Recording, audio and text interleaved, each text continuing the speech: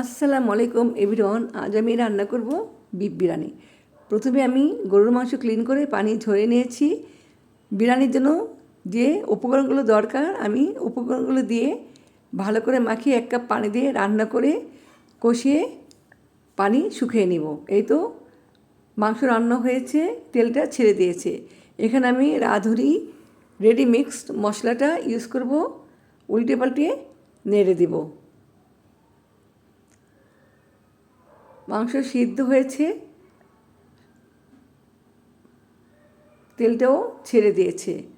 আর আমি চাল ক্লিন করে পানি ঝরিয়ে নিয়েছি। চালটা উল্টে পাল্টে নেড়ে দিব। যতটুকু চাল তার দ্বিগুণ পানি দিয়ে দিব।